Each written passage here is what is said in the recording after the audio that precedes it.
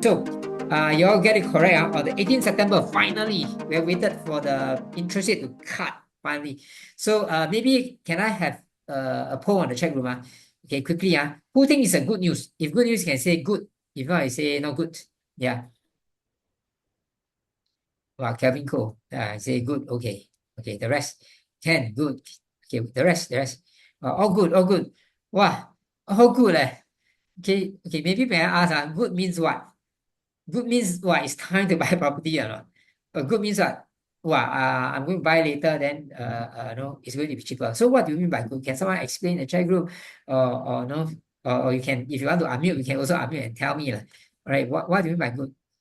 Kevin say mortgage loan cheaper. Yes. I guess you're multiple property owner, is it? Yeah. Right. Yes, it's true.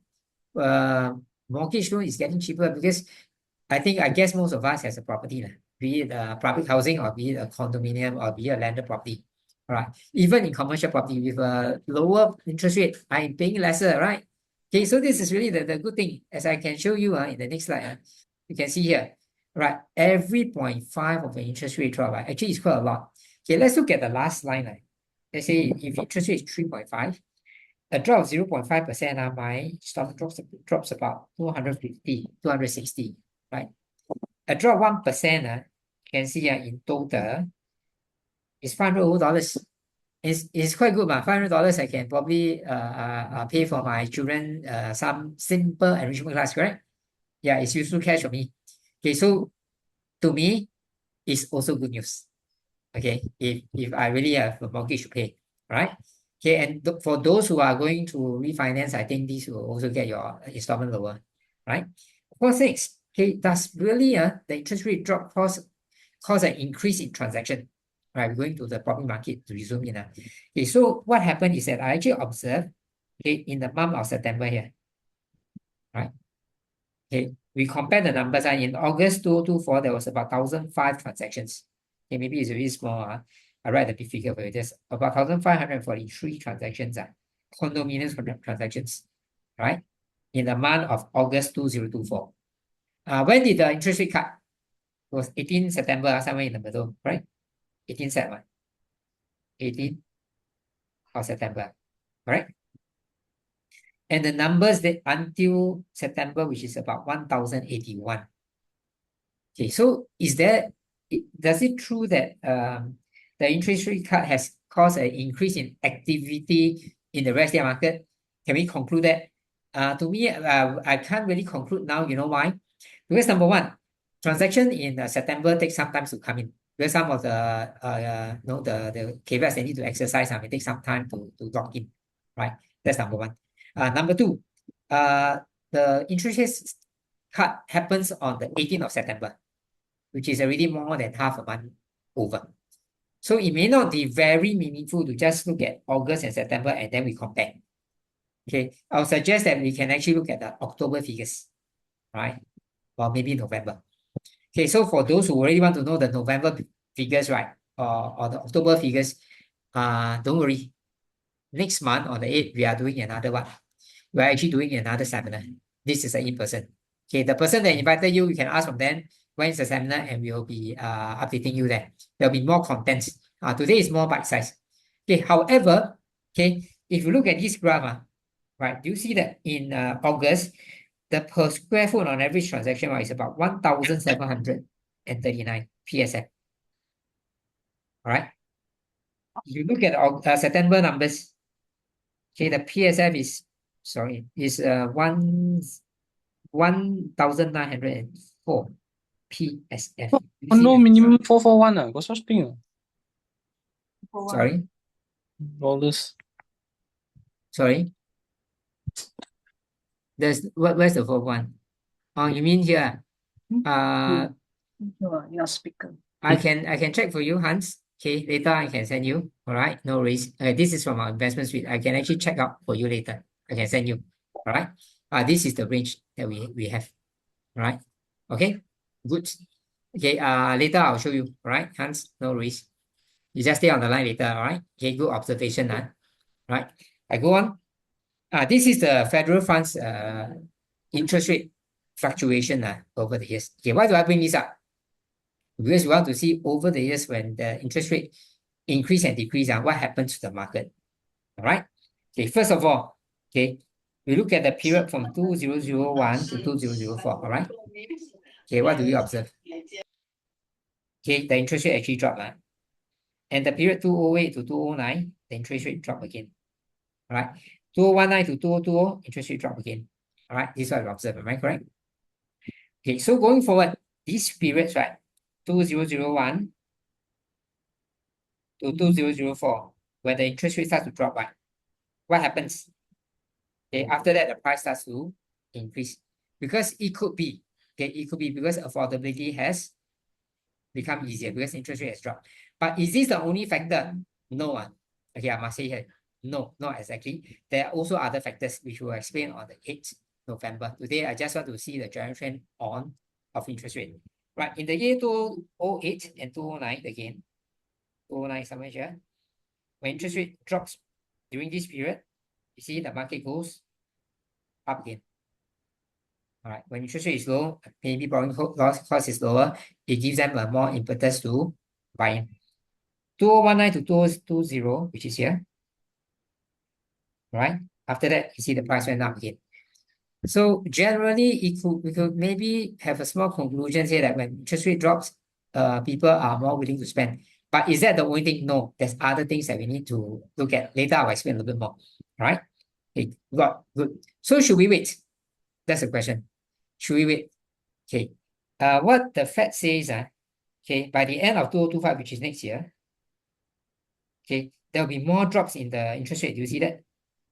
Half a point in 2026, a full percentage in 2025. Okay, so maybe I have a poll in the chat. So today, should we wait some more or not? Okay, if you think should wait, you can just put wait. If you say should not wait, then say should not wait. Can we have a poll in the chat group? Should we wait some more for the interest rate drop before you buy in the market, or should we actually go in now? Anyone have any idea? Hey, Jean, you say wait. Yeah, correct, because makes sense, right? Interest rate go up, should wait, Okay, wait, and also for the election. Okay, so election will cause the market to be better, is it? No need to wait, Tara. No need to wait. Very interesting. So you can some mixed view, okay, SG. Okay, Rahul. Okay, anybody else has any comments? Should we wait or should we not? Yeah. And why? Should we wait or not? All right, some say wait, some say don't wait. All right. Okay, so maybe let me just go through some numbers with you. All right, okay. Okay, first of all, okay, this is the SORA compounded SORA rates. Okay, for every month since the beginning of this year. I just take near the mid-month. That means every 15 days of the month. Right, I actually put the numbers, except for October, I put on the 10th. Okay, because today is just 16. When I prepare this, I actually take it on 10. All right. And you can see first thing, right? The SORA has actually adjusted downwards already. Even before the Fed cut. The Fed cut is in September, am I correct? Over here. So actually you'll find that the bank interest rate has actually been adjusting downwards over the last 9 months already. So given that, okay, in fact, our financing has actually been getting cheaper and cheaper. That's the first thing we observe. Number two, can I ask, okay, those who are maybe online, the Facebook, or you can be on this Zoom, if you are a developer, knowing that interest rate is cutting, is coming down, what would you do? Would you increase price, decrease price, or what? What would you do? Maybe you can just just put in the chat group, or just leave in the comments. What would you do? Will you increase price? Will you decrease price? Will you hold back from selling, or will you wait a little bit more before you sell, or what? Yeah, what would you do? Big lower land price. Okay. Yeah. Okay, as a developer, can I ask you, with interest rate coming down, do you expect the market to go up? That's the first question. Do you expect to have more demand? Yeah. Okay. So if you expect that there's more demand as a developer, will you decrease price, or you tend to maintain the price, or you might want to increase the price if the demand is getting stronger? So if this year, the interest rate, this this certain amount, and we expect next year the interest rate going to cut some more. And if my launch is going to be next year, okay, would I want to price it higher or would I want to price it lower? This is a question I really need to let you think about. Okay, because if today I'm going to buy a new launch or even as a seller, okay, I will have an expectation of the market. If my expectation is good, what happened? More optimistic, I may want to increase price. Of course, it can be the other way around. Let's say if my expectation is lousy, right, then of course I may want to cut price on that. Right. So something to really think about, right? Should we wait or not? Right. Okay, next, of course, let's look at an example of like Normanton Park. Okay. You know, when it's launched, the time, the initial launch was about 1,762. Right. And then it gets slowly sold out. And at the end, right, this is about 1,869 per square foot. The last 8 units on average sold at this price. All right. So in this case, let's say in Normanton Park, let's say as a developer, right, if I don't expect market to do well, right, what will happen? I will actually start to cut price. But in this case, as the project gets sells out, you see, the price keeps on increasing until the end is about 100 per square foot difference. And even you look at some of the buyers, they buy at the highest price, it's about 1,881 PSF, right? And it's not just based on one unit, it's based on about 82 units at that point of time. Okay, so in this case, let's say if I'm a buyer from Normanton Park, right, I will not want to wait. You know why? Okay, like Ken say, start selling more at a slightly higher price as demand picks up. As I sell on my project, I start to make more. I start to know that my project is selling. I may want to maximize my profit back end, so I start to increase price in this situation. Right. So in this case, like Normanton Park, I should not wait. Right. So today, before you go to a show flat or before you make a decision, you also want to ask yourself, is this project selling? Is the market generally actually selling? If yes, right, then does it make sense for you to wait? Okay, in the case of Normanton Park, it doesn't make any sense at the moment if you want to do that. Right? Okay, of course, if you look at Jadescape, another project, I still remember when it launched, it didn't sell very fast. Okay, it take quite some time to sell. Right? But can you see the difference between the initial sales about 1,674 until end is about 1,817. Yeah, of course, this could be a low value, like maybe just a 2 transaction, but you can see that the difference is about 8% if I were to just wait until the backend to buy. And also, when you wait for a longer time, you'll find that the amount of choices you have may also decrease. For example, maybe I just want to buy the cheapest unit, okay, but it may be stamped up by another buyer and then another buyer until you go to buy the higher price one. Or maybe a better facing one may be bought by another buyer. Okay, so this is what happened. Right, so does it make sense to wait? Really need to look at the project. And in general sense, if we feel positive about the demand going forward, maybe we should not wait. Okay, that is my point of view. Right, and looking at the most project today, they are actually having a good transaction as we go along. Right, so in my November seminar, I can cover more. But today, my general view is that most projects are moving quite healthily. So we should not wait for too long. Right? Okay, next. This very interesting article happened on the 6th of October. What happened? UOL Mayer Blue sells half the number of units at how much? 3,260 per square foot. Is that high? Maybe I can ask the chat. Do you think this is a high price? 3,260 PSF. Oh, interesting. Can someone mention in the chat? Do you think high or not? Oh, can say high. Right. But half of the units is sold. So what does it tell us? Actually, there are people that's willing to pay this price. This is, I think, if I'm not wrong, District 15. I think it's free one. But people is willing to pay this price already. Okay, so does it make sense to wait? I'll let you all decide. Of course, a lot of people say about Singapore GDP, next year may not be good or whatever. But based on latest number, it seems to be quite okay. We seem to have outperformed based on our estimates, right? And of course, this is also a very important side I want to share. Okay, does Singapore really have the money to buy? Okay, so this is a Business Times article that came out on the 7th of June 2024. Okay, and what actually brings to my attention is this thing. First of all, can you see that public housing is almost 20% of our total asset net worth? And private housing is almost 1/4. That means actually Singaporean actually holds a lot, almost 50%, I would say, in property. So property is definitely a very important policy in our government planning. We cannot allow the market to crash, or we cannot allow the market to just anyhow go, right? Next thing I actually realized is our currency and deposit. Currency is about 19%. That's quite a lot of money. And also, if you look at the numbers, CPF is about 18%. Wow, amazing. In fact, if you look at CPF and currency and deposit, these are the funds that people can use it to do what? To pay for the down payment for the next property, right? And this amount is actually not small. This is actually a big amount of money. So in fact, I do feel that Singaporeans do have the funds and resources to buy if they need to. All right. Okay. Right. I go on. Right. So how do we actually look at opportunities? All right. For example, in Lentor, we got two projects. One is called like Phillip Green, and the one is called Lentoria. And we can look at the 2-bedroom transactions over there. You can see that in September, all right, in Phillip Green, they have been selling for about 2,419 per square foot already. Whereas the nearby project, Lentoria, is only about 2,189 per square foot. Right. So maybe we say, hey John, there's a big price gap. There might be an opportunity here. Right. There might be.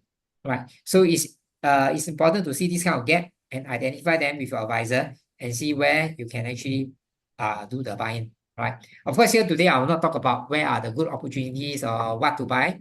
Okay, I just want to give you some general idea of what you can look at. Right.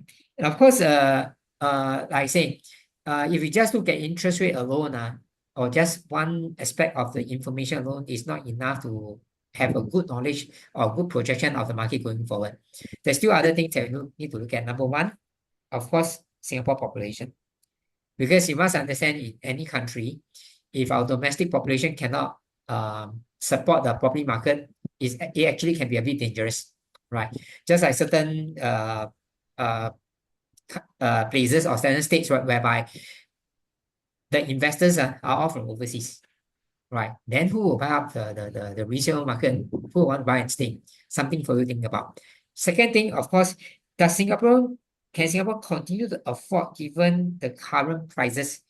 Or when prices is going to be higher, can we really afford or not? So I actually done an analysis on whether Singapore income or every Singapore household what kind of prices can they afford? So you must understand, the Singapore market is actually a function of a few things. Number one, the population, which is the demand. Okay, the supply, how much new launch is coming on board, how much land is going on board, how much on board has been done. Right. Of course, the third thing is affordability. Can people continue to afford? Right. So these are all the other factors. Okay. So if you want to know more about all this, of course, you can always schedule a consulting session with us, or the person that invited you, and we'll be happy to do that.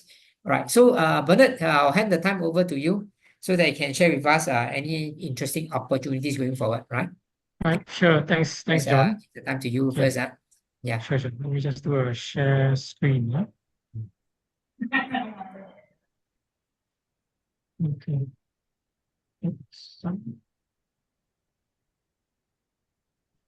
Okay. So for today hello everyone, right? So for today I'm going to talk a bit more about the western part of Singapore. Because in the last month, since the 18th, right, which was one big event, right, that happened in the world. Another big event actually happened in the western part of Singapore. And that was actually the western part MRT line broke down, right? I think a lot of us were affected by it now, right? So maybe just but just one of the interesting thing that I wanted to think about was that is it really such a surprise that the MRT stations, the MRT trains on this line actually broke down? Okay, so I actually did a bit of a study on this, and I noticed that for the Western line, it does not just pass through one or two, but 7 very highly densely populated HDB estates. So what does that mean? Okay, it means that the MRT trains must need to carry more people, right? The MRT stations need to have a higher frequency of trains, right, to manage the population that's moving around. And also they need to operate in a longer period of time in the day. So, the technicians, the engineers, they have a much less time in a day to do maintenance. Okay. So, but the thing is this, you may be asking me, hey, but what does the MRT line breakdown has anything to do with property, right? And what does it do with real estate? Okay, the connection came when my client who stays at Clement Canopy, he gave me a call during this time, these 3 days. Then he called me to complain, basically, wow, his children had to wake up earlier to go to school, right? And also went on to ramble, right? Wow, nowadays you go to Clementi Mall, very crowded, more crowded than when he first moved into Clement Canopy. And the main thing was, the very interesting thing that happened was that he told me, hey, Bernard, I want to move house, because I know when I bought into the condominium, right, I wanted a lifestyle. So staying in a very crowded, congested neighborhood is not what I bought in for, right? However, but I like the benefits of Clement Canopy. So is there anywhere in the West Singapore, right, which has these benefits, but don't have the crowd one, right? So so to understand what are the actual conveniences that Clement Canopy have, we look at 7 years ago when I helped him to get his place at Clement Canopy, right? So back then he came to me, he was asking me, hey, I need a place for my family. However, these are my criteria. I need to be near MRT, near supermarket, near shopping mall, very near good school, and also near highway. Why? Because to him, he works in the CBD. So he needs to access the highway, then quickly he can go down to Tanjong Pagar where he works. Right. So back then, after going through a lot of shortlisting for him, I recommended him the Clement Canopy back then. Okay. Now, a lot of people 7 years ago, if you remember, Clement Canopy was considered expensive for Clementi area at that time. So if you look at the initial launch, transaction about $1,342 per square feet. But why was it expensive? Because the developer, back then, the owner, the winning bid from UOL, for the break even was about 1,001. So based on just the launch day itself, UOL actually made a profit of 23%. Just on launch day, we don't talk about after launch, right? There's the price go up, right? As what we've seen on the other condos as well. Then the more and more profit margin they gain based on that. Okay. However, I mentioned two things to my client, which actually assured him that he was entering at a very safe price. Okay. So I told him that the piece of land at Clementi Avenue 1 previously was a old HDB block. Okay. Now, what happened was of course, the government, they took back the land, bought back HDB, right? On the SERS, right? But they did not use back the land to build more HDB, right? In fact, but rather they actually sold the land to private developer to build a condo. So I asked him, why do you think the government did that? Is it because there's no demand for HDB in Clementi? I don't really think so, right? So there must be something that they knew. Okay, and this actually was confirmed also by the private developers, because for Clement Canopy, right, it got 6 bids, and then UO was the highest bid for the place of land. So you notice that even the developers, they actually understand that there is a pent-up demand in the area. That's why 6 developers bid for the land to build. Okay, so that was the first thing I talked to him. The second thing I also mentioned to him was that for the Clement Canopy, right, is the first of the 3 parcels of land over there. There's building private condo. So there was 2 others, right? And so what does it mean? There's something advantageous for him because of that. He has this thing called a first mover advantage. So what does it mean? It means that if he gets the condo first out of the 3 plots, when the second and third condos are developed, right, high chance it's going to be launched for sale at a higher price than what he has paid for initially, right, at the earlier launch. So what does that mean? So give example, what really happened was at Claiborne, then the second piece actually started the launch about 1,006, 1,007, I think around there. So then what happened was that his condominium at the Clement Canopy, the price actually went up. So in fact, today, you can see the last few Clement Canopy units, they already sold about 1,900 plus per square feet. And today, Claiborne, the second condo, already transacting up to 2,000. So you notice that the Clement Canopy prices already caught up very close to Claiborne. Okay. And I personally believe there's still room to move up because the third piece of land, which is called the Alta, a new condo coming up, right? It's only launching for sale next year, right? So there's still some room to improve. So when he told me, oh wow, he wanted to sell and want to buy somewhere else, I was thinking, wow, quite a waste, because he's basically leaving money on the table. But of course, what we can see from my client is that he actually values his lifestyle more than, say, capital appreciation, right? And so as I was pondering, so to say about this, so I was pondering about what to look for him. Another event actually happened during the last month, on the 1st October, right? So what happened was officially the Bukit Timah market closed down for redevelopment, right, into this thing called the Bukit Timah Integrated Development. So this is actually very similar to what you would have seen in Tampines 1 or the latest Bukit Canberra, right? So where they actually had a lot of community services in one building. So for this Bukit Timah Integrated Development, it's going to have like elderly care center, a community club, or indoor sports facilities. Of course, the hawker center and the food and the market will be coming back, right? But more interestingly, this development is directly linked to the MRT, Beauty World, MRT station, and also the new bus interchange that's across the road. It's coming up, right? And so as this event happened, right, I also took a closer look at the downtown line, right, which is where Beauty World is. Hey, then I noticed, this line only served one HDB estate, which is at Bukit Panjang. And the rest of the train stations predominantly serve a private residence neighborhood. So this actually is a possibility where you can have a condo where you don't have the crowds because it doesn't go through a lot, only one, right? Densely populated HDB estate, right? But of course, if you look at it, then what is available today on this downtown line that can meet my client's criteria, like 5 things, right? Okay. So after doing a bit of study on the downtown line, I came up with 3 options, right? Okay. But before I go into that, for us, when we assess a condo, to see whether it makes sense to even be considered, we have this 25-star grading system, right? We look at different factors to gauge the advantage and the disadvantage of the condo. So in general, if let's say we calculate out and then we see that, hey, it has 12 stars or more, it's a condo that's worth considering. So this is a system that we use. Okay, so the first one that I actually recommended my client was 8 at BT.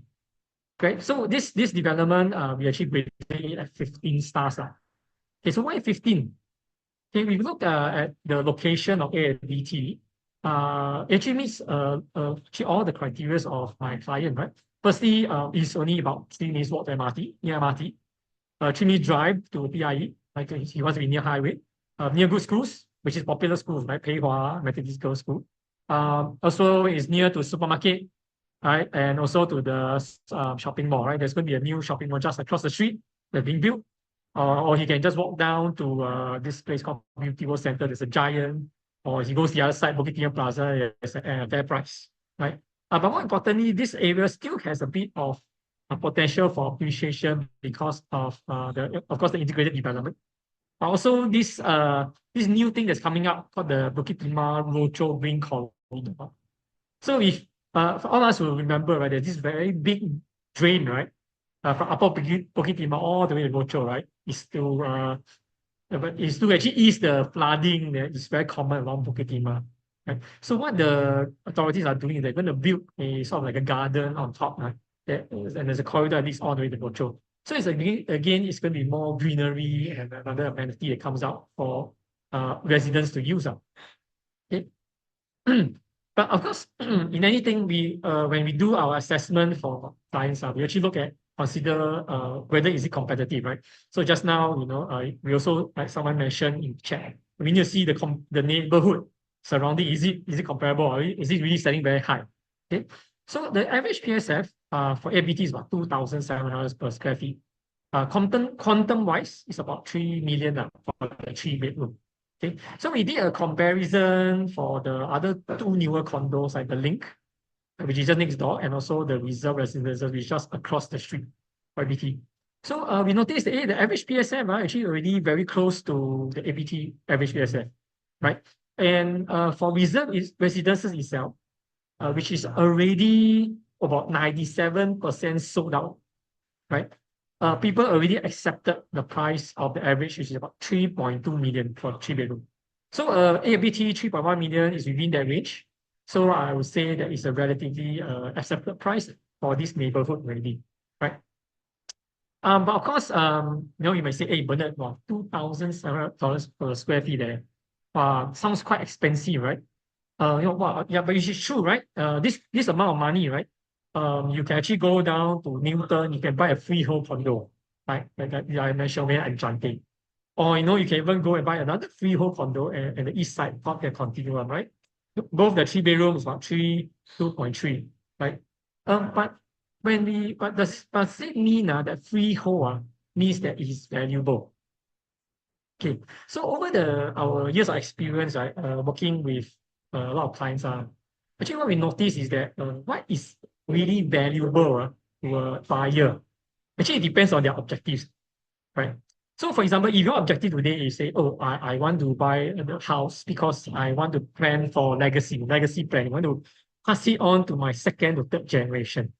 Then I would say, hey, yes, freehold makes sense, right? Because you need to have something with that kind of longevity, right? But however, for my client's case, right, he values convenience, right? And also he values staying in the West much more than this freehold. That's why for this, I do not really recommend to him, right? Okay. Okay, the second one that I recommend to him was this development called The Mist. Now, the reason why I actually recommend this to him, right, I'll share with you is this concept, what you call as property swapping. So I'll explain a bit further. Now, for The Mist, we actually graded it at 16 stars, which is a bit slightly better in fact than A at VT, right? And if you look closely at The Mist, it actually does produce most, I would say, of the criteria for my client. Of course, in terms of the shopping mall, it's about 10 minutes walk to Hillion, Panjang Plaza. To the MRT, the Cashew is about 7, 8 minutes walk. Of course, the only thing that maybe a bit consider is the drive to the BKE. It's a bit further, but it's still for about 5 minutes. Of course, in terms of popular schools, it's not as close to really good popular schools that we all know about, like those oversubscribed schools, right? But one of the interesting thing about The Mist is that this area, right, there's no other new condos coming up specifically along this Perfect Lima, right? Unless one of the older condos go en bloc. So this is actually one of the newest condominium in this area after Hillion Mall, which is about 7 years old. Okay. Now, so coming back to the question of what do you mean by property swapping? So why I selected this Mist as a consideration is that if you look at the Mist average price, it's about 2,001 per square feet. If you remember earlier, right, the Clement Canopy, the prices average is about 1,980. So what it means is that it is possible, for my client, if he sells his Clement Canopy, he can use the same amount, almost the same amount, to buy a unit at the Mist, right? Without coming out with much more money from his pocket just to move house. So this is something that sometimes when we do our advisory work, we also look into this consideration to help our clients. But at the end of the day, when we move the house, if we can help them save money, we help them save as much as possible. So this is one option, but they have to come up more from pocket, right? And as we also compare the Mist competitiveness to the other newer condos, we'll notice that for Hillion Mall, for Hillion Residences, the 3-bedroom is already selling about 2 million. So it's about more or less about the same price as the Mist. But more interestingly is that I actually looked at this development called the Botany at Dairy Farm. So this development is actually much more inward away from the MRT than consider the Mist. The walk, I think, is about 10 to 12 minutes. The condo already almost fully sold. I think only left 3 to 4 units left. And so people have already accepted a price of about 2.1 million. at about $2,000 per square feet already for that area, right, which is further away from train and more also MRT, from MRT station. So I will feel that the Mist at this price actually is okay, right, very in line, right. Some more is nearer to more first amenities itself. Okay, so then of course, you also look at competitiveness, right? At $2,100 per square feet, what else can we buy in Singapore? Okay. So there are two that I found out after doing some research, right? One is at Novagrande, which is all the way at Woodlands South, right? And then of course the other one is the Shorefront, which is all the way at Loyang. Now, what I noticed is this, the ends of Singapore already starting to transact about 2,000 per square feet already. So does it mean that these areas are expensive, right? Because they are selling at 2,000? Or does it mean that Mist is cheap? Because Mist is selling at 2,000, right? This is a very interesting question, right? Because definitely the distance from the Mist to the CBD is definitely much nearer than Novagrande or the Shorefront. Okay. So but you say, hey, Novagrande is expensive. But recently, because it's launching for balloting, in fact, actually balloted already. Today, they're going to be booking this weekend. But at the preview, over weekend, over 3,700 families went to Novagrande show flat to visit and look at development. So you say that it's expensive, but then why so many people want to see? Right? There must be certain value at Novagrande that attracted people. So coming back, right, as we mentioned, right, many times when we look at what is valuable, it's really have to look at, we have to see from the perspective of the buyer. And we have to really align with them to be able to actually recommend something that's really what they want, right? So eventually, of course, for me, I showed my client these two options, right? There's cost and price. But from him, when he saw this, I think he was happier because, wow, the Mist so much nearer, and it's at this price. I think it's a good deal, right? Because his value is that he wants it in the west, right? Okay. Correct. Of course, the third one that I showed him, right, was of course, usually based on our advisory work, right, other than showing him what he wants, we also would throw in what we call the bargain, right? Why we do that is because sometimes, although clients have criteria, right, but when the bargain comes, maybe they can forego some just to take advantage of discounts, right, and cheap prices, right? So one of the ones that I picked up was this development called Pine Tree Hill. Okay, so Pine Tree Hill, when we graded it, it was about 16 stars. Okay, and why 16? First, of course, it was 1 km to the well-known school, right, Henry Park, right, one of the top schools. Also, another one was Pei Tong. Okay, in terms of amenities wise, in terms of shopping, is not as good, right? Because the nearest is Jelita Shopping Center, which is on Cold Storage. The other nearest place you can retail is actually at Sunset Way. So some of those HDB shops, restaurant. The nearest one is Holland Village, which is quite a drive, about 2-kilometer drive. Now, and of course, there's no MRT conveniently located there. Drive to, and also to High Expressway is a bit further. So these are the two things that didn't meet his criteria. Okay, but why I wanted to share this with him, because it somewhat resembles his experience when he actually bought into Clementi Avenue 1. He was the first of the three. So in terms of Pine Tree Hill, right, it's the first of two, right? So there was these two pieces of land next to each other. Pine Tree Hill is the first to be launched. The second one coming up soon also, I think next month, we launch it called Nava Grove. So you will see that there's a similarity, right? Taking advantage of the first mover for this region, right? And subsequently after that, there is no other new land, so to speak. Unless the government decides to clear the Clementi Woods, right, to put on more land. If not, the next condo is coming out would have to be en bloc from the older condos in the Pine Grove area. Okay, and we actually took a look. So why is it competitive? And why I didn't introduce this to him is because when we looked at the break-even price, it's closely about 2,002 plus. Okay, and so I actually looked at it and said, wow, actually a UOL for Pine Tree Hill it's actually only selling an average of 10% margin on. Okay, so coming back, because he has experience with UOL at the Clement Canopy, right? Previously, when he bought at 1,003, UOL earned about 23% margin from him. But today, for this one, you are only about 10%. So what does that mean? It means for this condo, UL is actually passing savings back to the consumer every time he sells the condo. So question is this, if today I'm able to find units for client that's less than 10%, was it a good deal? It's probably a bargain, right? So I actually looked through many of the units still available from Pine Tree Hill, and this is what I found out. Wow, because he's staying in a 3-bedroom, right? So let's say for example he wants to do a property swap for a 3-bedroom. Hey, there's actually a unit that's actually on the low floor at Pine Tree Hill, actually selling only 3% margin. About 3%. What 3%? So which means when developers sell him this, probably he don't make money because you need to factor in all the admin costs and all that, right? So you're probably not making a lot of money. So it's actually a very good deal, right? About 2.8, right? So just now we saw 1,000, 9,000. So yeah, so it's something that he can consider. But more importantly, because he's selling at a discount, he actually has this opportunity to really consider upgrading from a 3 to 4-bedroom, right? Because cheaper, right? So also found this for him, right? This 4-bedroom with private lift. He actually only going about 6% margin. So developer also earning a very little only, just for selling such a big unit to them. Okay. Of course, we also look very closely, right, at competitiveness of Pine Tree Hill around the surroundings.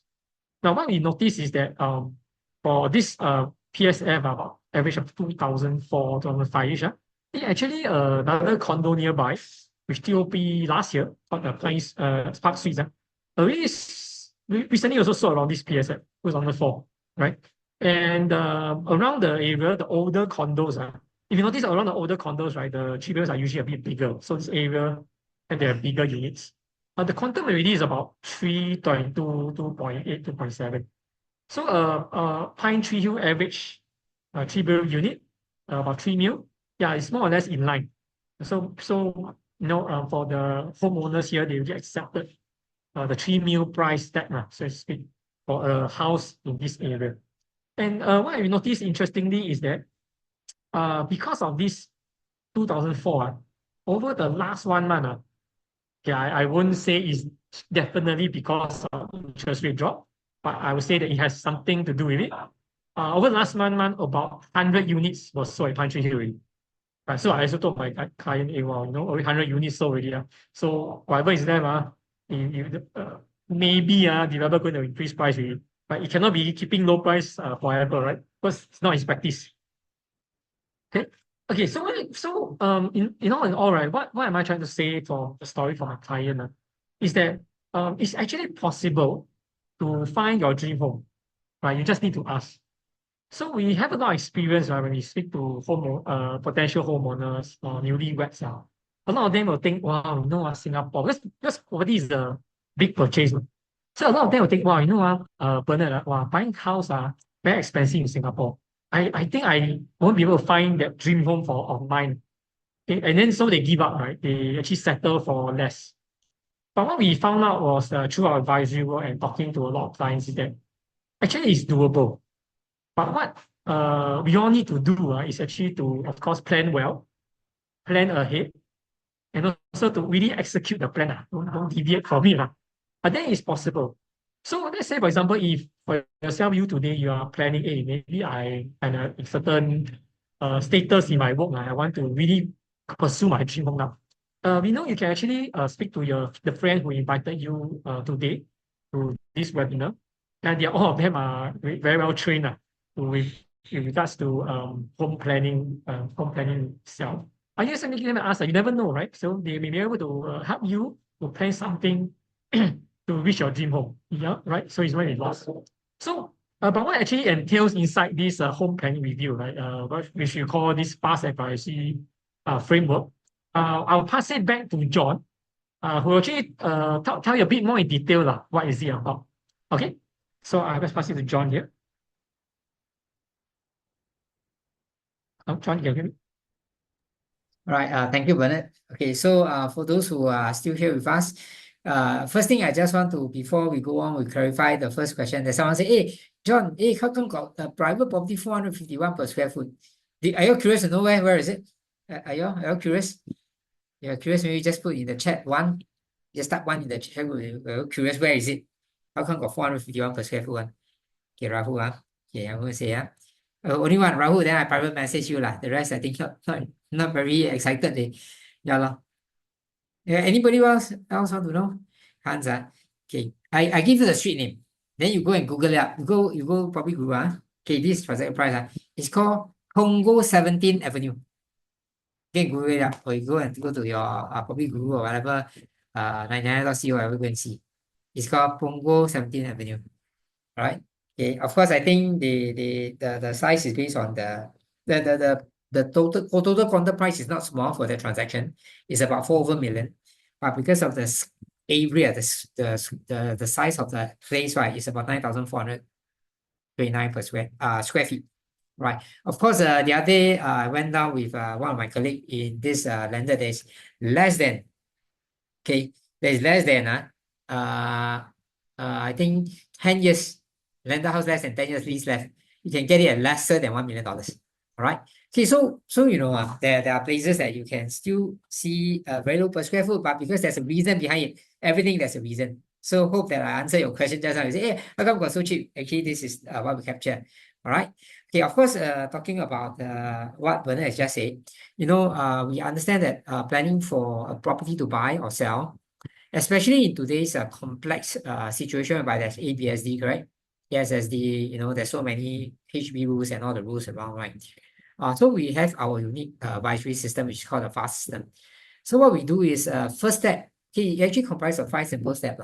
The first step, what we do is that we actually sit down with our client to ask their objective. For example, what Bernard planned, maybe what we can recommend could be an even better return property, correct? Because MIS may not be the best, right? In terms of maybe rental yield or maybe capital appreciation, we don't know, right? But of course, we fit their objective because as Bernard has already mentioned very clearly, they want in the West. They want a bit more quieter place, correct? So we actually plan to the client's objective instead of the other way around. A lot of times, you know, when we go down, the planning was someone will force some project into what you need, what they want you to buy, correct? That's not our way. We actually plan according to what you want. That's number one, understanding your objective, fit everything into your objective. That's number one. Number two step, we actually look at the finances because we understand interest rate could be changing, but interest rate can go back up, you see. So what if in the third, fourth year after you buy a property, interest rate goes by another 2%?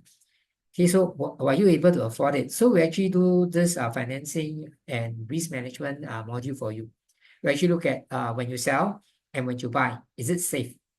Number two, we do a stress test in case of the unfortunate things happen. For example, let's say if I lost my job, the interest rate goes up, what's going to happen? So we actually do all this in our own spreadsheet for you, our own calculator, and then we advise you whether what is the safe budget you should go for.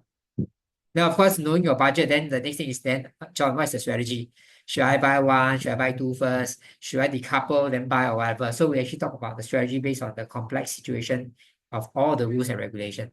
Then after that, what's the fourth thing we do? Then we tell you what's the solution. With this budget, with your solution, you want to maybe decouple and buy one, or maybe you say you want to sell one and buy two, or sell one and buy one. Then with this safe budget, where are the possible solutions? Like what Bernard has clearly demonstrated, right? First of all, what you want is this. What are the other things we thought of? What are the other solutions we also give you? So to me, I always feel that a good advisor is not one that just give a specific solution, right? A good advisor is one that can actually explore different options to you. Not just like a specialist. If you go and see a specialist, the specialist will say, hey, instead of just taking medicine, you can also do maybe a surgery, maybe not surgery, you can do other kind of therapy, correct? So what you want to hear is what other options do I have based on my current situation, am I right? Okay, this is the fourth step. Now, of course, then we do the execution, we buy, and then we don't forget about it. We actually do a lot of reviews. In fact, most of my advisors, every year we meet up with our clients and then we sit down and then we look at the numbers. We actually have a discussion. And ongoing, we always have our seminar going on. Just like in the coming 8th of November, we're going to have an in-person seminar. So if you're really keen to attend this, you can always get to the person that invited you here today. And then say, just tell me, hey, I want to attend this 8th November seminar, and then we can send you the invitation. Right, this is an in-person one. And in this seminar, we actually cover more about the planning process that we do. And not just that, we actually look at numbers in more in depth. Because today is just 1 hour, I can't do too much. right? But in that in-person, I actually will delve it into the population numbers because our population stats is just out. So is it good time to buy property because of the population increase, or is it not? Right? How about the supply coming forward? Next year there's a lot of launch of this year. So should we hold or not? All right. And of course, we can also know the effect of the interest rate over this 1 more month. How is it going to happen?